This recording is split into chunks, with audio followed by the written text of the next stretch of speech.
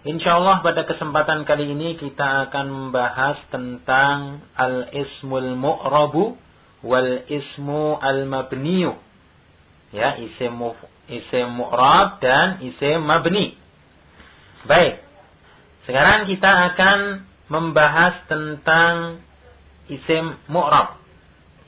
Apakah itu isim mu'rab? Di sini dijelaskan bahwasanya isim mu'rab adalah isim yang dapat berubah keadaan akhirnya disebabkan oleh adanya perbedaan letak atau posisi dalam suatu kalimat.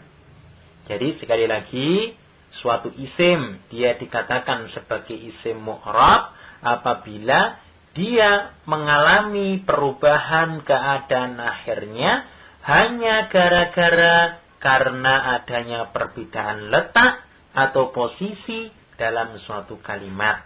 Ya, perbedaan letak atau posisi dalam suatu kalimat dapat menyebabkan perubahan keadaan akhir dari suatu kata. Ya, perubahan di sini bisa berupa perubahan harokat. Sebagai contoh untuk memahami isim mu'rab di sini kita lihat contohnya misalnya Al-kitabu jadidun. Buku itu baru. Kemudian contoh yang kedua kita bawakan contoh qara'tu al-kitaba. Aku membaca buku itu. Kemudian contoh yang ketiga kita bawakan fil kitabi qisasun. Baik. Nah, fokus kita pada kata al-kitab. Di sini kalau kita mau jeli, ternyata kata Alkitab pada kalimat yang pertama dia berharokat dhammah. Kemudian kata Alkitab pada kalimat yang kedua yaitu pada kalimat qara'tu al-kitaba dia berharokat fathah.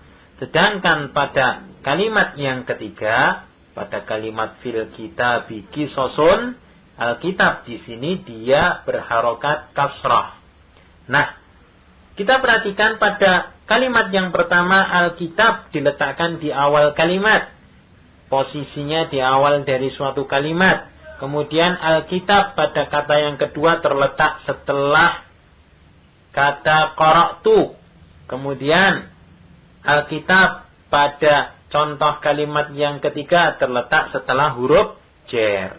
Nah, karena perbedaan letak ini, maka kata Alkitab dia mempunyai keadaan akhir yang berbeda-beda tergantung dari posisinya. Untuk yang pertama diharokati dengan dhammah, untuk harokat yang contoh yang kedua dengan harokat fathah, kemudian untuk contoh yang ketiga diharokati dengan kasrah. Nah, isim-isim yang dia bisa mengalami perubahan keadaan akhir seperti contoh di atas ini dinamakan isim mu'rab.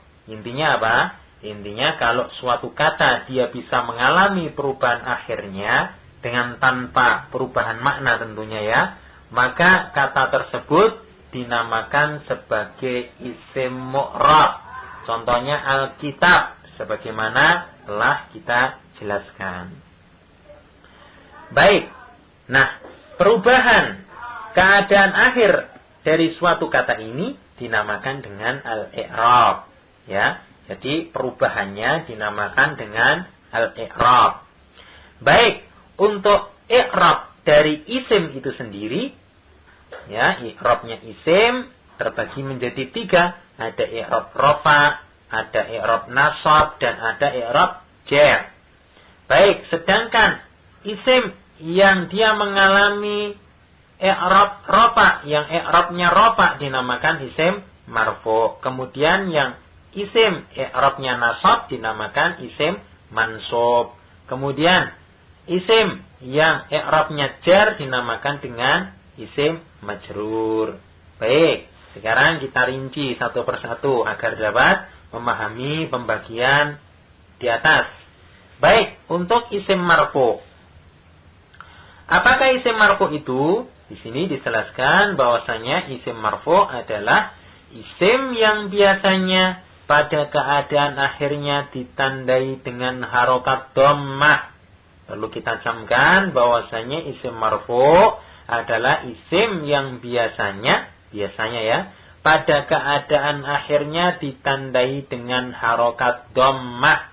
Memang dhammah di sini ciri pokok dari isim marfu. Contohnya misalnya Muhammadun, Ustadzun, Talibun.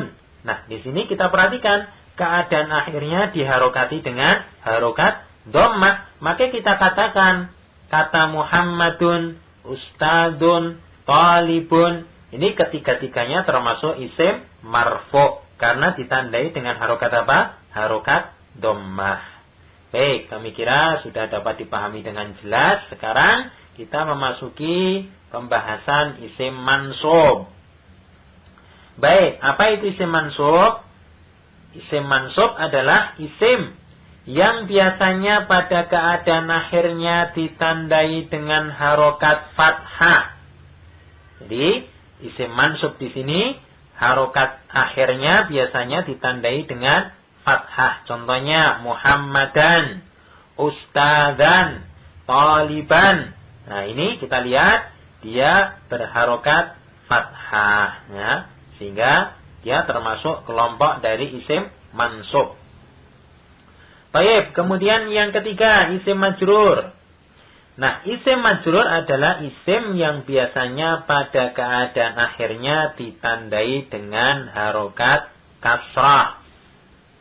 Contohnya misalnya Muhammadin, Ustadzin, Talibin. Nah, semuanya ini termasuk kelompok isim majrur. Kenapa? Karena ditandai dengan harokat kasrah. Namun sekali lagi ini dhammah, fathah, kasrah ini merupakan ciri pokok saja. Jadi tidak semuanya ditandai dengan seperti itu.